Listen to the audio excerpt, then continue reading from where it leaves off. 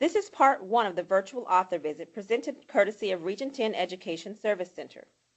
Hi, my name is Michelle Stimpson, and I'm a writer, a teacher, and an educator. You've probably heard of actual author visits where authors come to the campuses and meet with teachers and students.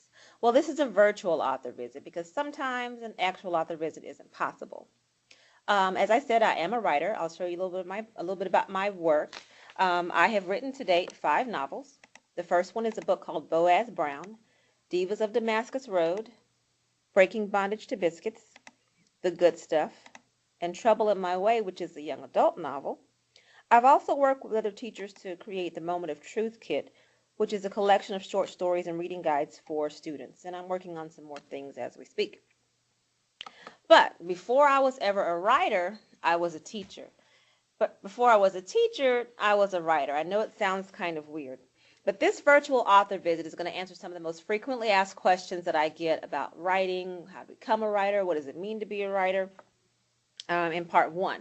Now in part two, we'll talk about the actual writing process and how the process that I go through as a novelist mirrors the process that you go through when you write papers at school and that kind of thing. So let's go ahead and jump right into the most frequently asked questions about being a writer. One of the first ones I always get is, how long have you been writing? Well, since I'm clearly very young, it can't be that long, or can it? Actually, I started writing when I was about 12 years old. My mother was in a really bad car accident, and I remember being home and watching my little brothers quite a bit because she had to recover. My father was working 2 jobs, and I just felt kind of upset and angry about the whole thing because, I mean, I was 12 years old and I was in the prime of my life, having to watch these 2 little kids. And if you have little brothers and sisters, I think you might feel me on this. But anyway, I started writing and keeping a diary because I needed a way to deal with all the stress and the frustration and the anger. And I started just writing all my feelings and my, thoughts and that kind of thing. And I started just keeping that journal. And to date, I have over 30 journals at this point. And I actually took a picture of them. The ones that are on top have about, those are folders. This was before I had any money to buy any real, I guess, quote unquote, real journals. They have about 125 pages in them. And then the ones on the bottom that are more like books, those have about 150 pages in those. So I probably hand wrote about 2,500 pages in my journals before I ever wrote a book. So clearly I like to write. But I find now that I write because I want to.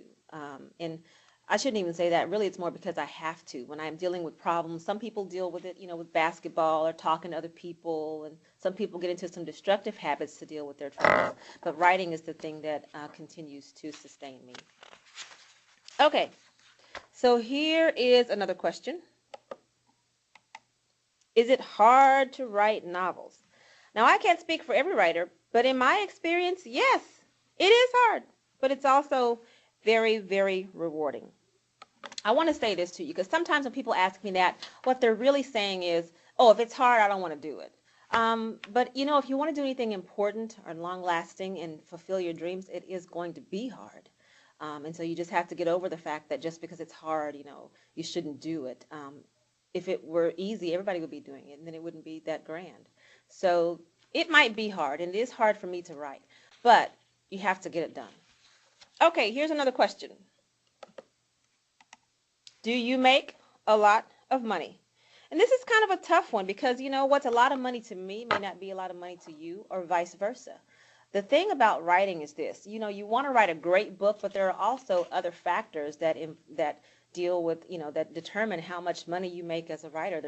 Writers get paid twice a year with royalties. So it's like doing something really, really well one time and getting paid for it over and over and over again. It's kind of like if you wrote a paper in 6th grade, but then you kept turning it in 7th grade and 8th grade and kept getting A's over and over for that same paper that you wrote just one time.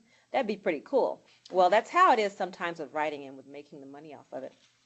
But some of the other things that you need to know if you're going to be a writer, you need to be able to, be knowledgeable about marketing for one thing. You got to have promotions. There's going to be sales. There's going to be lots of public speaking involved. These are all things that can affect how much money an author makes.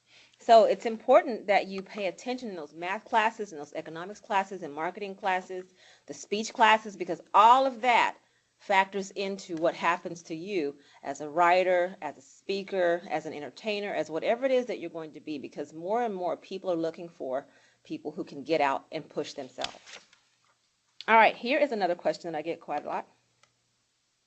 The question is, did you go to college?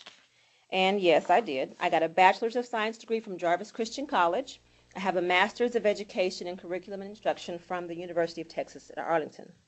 But I think the heart of this question when people ask me this is, do you have to go to college to be a writer? And the answer is no. You don't have to go to college to be a writer. It has certainly helped me to have that degree so that I can, when I speak, I can pull in my expertise as well in making those speeches and working with the numbers and crunching numbers and that kind of thing. But if I had to give credit to one practice, one physical practice that I do, it would have to be simply writing on a regular basis. You can't be a writer unless you actually write. People who are singers, they may have 13 songs on their first CD, but you can't imagine the thousands of songs that they sang before they got to those 13. So if you're going to be a writer, you're going to need to write. Another question? What do you do all day? Well, my mother just asked me that question a few months ago. I write. I do actually write every single day. I try to write about 1,000 words a day. I'll talk a little bit more about that in part 2 of this whole thing. But, I spend several hours a day in front of a computer screen. In addition to, writing, there's also, turning that computer on. There's also sending off things to publishers and to book clubs. There's also, editing and emailing, researching on the internet, responding to the readers, editors and agents, and sending out press releases. There's book signings, there's speaking, there's touring. I tour every year with 6 other ladies, and every once in a while I get to do something with a celebrity. You might recognize Hill Harper from CSI, and there's little old me right there. So it is kind of cool to get to do some fun things as well. So, there's a little bit of glamour involved with being a writer, but there's still the hard work that goes along with it, that you still have to have that discipline to do. All right, and here's the final question. And this is a sad question because I go out to campuses. Let me just come back to myself. I'm out at a campus and I'm talking about some really important, deep stuff like, how do you write a novel? What's your outline look like? Really, really important stuff, right? And somebody will ask me, it's not just somebody, it's a young man in the audience who wants to know the answer to this question. Who is the girl on the cover of your book, Trouble in My Way? There it is. Now, I'm just going to tell you right now, I don't know this girl. I've never seen this girl in my life. She's a very beautiful young lady, and she's awesome. But I don't know her, and I cannot hook you up with her, and I cannot give her your phone number, nothing like that. All right? I will say this, though. The people who design book covers, they're graphic artists. And so if you like art and you have an eye for design and you like to play around on the computer, this might be something that you could look at doing, even if you're not necessarily a writer per se, but you can look at reading and then using that skill as a reader to create book covers that match the theme behind the works that the author put together. So no, I don't know this girl. I cannot hook you up with this girl, but she is a beautiful young lady. All right, well, that's it for me. If you want to have any more information about me, you can check me out at michellestimpson.com.